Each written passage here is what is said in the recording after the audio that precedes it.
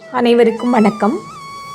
சென்னை அடையாறு காந்தி நகர் 2வது பிரதான சாலையில் அமைந்துள்ளது ஸ்ரீ அனந்த பத்மநாப சுவாமி திருக்கோயில்.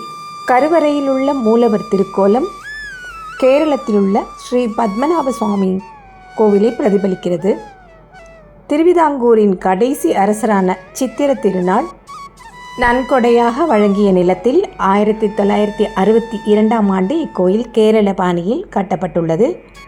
ஸ்ரீ மகாவிஷ்ணு ஆதிசேஷன் மேல் ஸ்ரீ அனந்த பத்மனாய் யோக நித்திரையில் பள்ளி கொண்டு அருள் புரிகிறார்.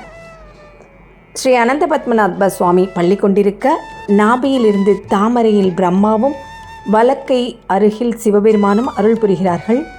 முன்னே ஸ்ரீதேவி பூதேவி அமர்ந்திருக்க, மார்க்கண்டேயர் பிருகு மகரிஷிகள் அமர்ந்திருக்க, தும்புரு நாரதர்களும் 33 தேவர்களும் தரிசிக்க ஸ்ரீ அனந்த பத்மநாப சுவாமி திருக்கோவில் பூலோக வைகுண்டமாய் காட்சி தருகிறது.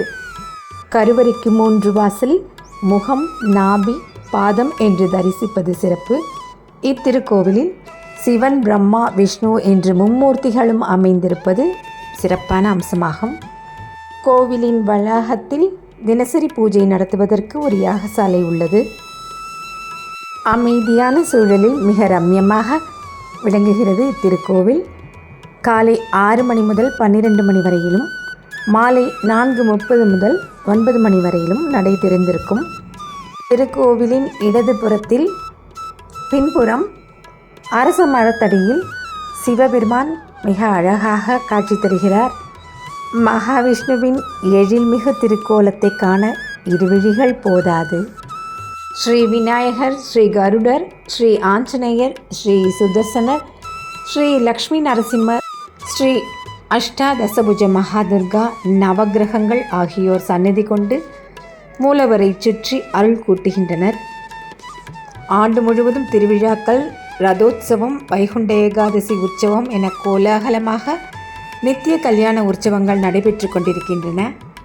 திருவனந்தபுரம் சென்று தரிசிக்க இயலாதவர்கள் சென்னை அடையாறு வந்து ஸ்ரீ அனந்த பத்மநாப சுவாமியை தரிசித்து அவன் அருளை பெறலாம். வாழ்வின் செல்வ வளங்களை பெற அடையாறு ஸ்ரீ அனந்த பத்மநாப சுவாமியை தரிசிப்போம். இந்த பதிவு உங்களுக்கு பிடிச்சிருந்தா மறக்காமல் லைக் பண்ணுங்கள், கமெண்ட் பண்ணுங்கள், ஷேர் பண்ணுங்கள். இது போன்ற பதிவுகளுக்கு எப்போதும் தமிழ் முகிலுடன் இணைந்திருங்க. மீண்டும் சந்திப்போம். நன்றி, வணக்கம்.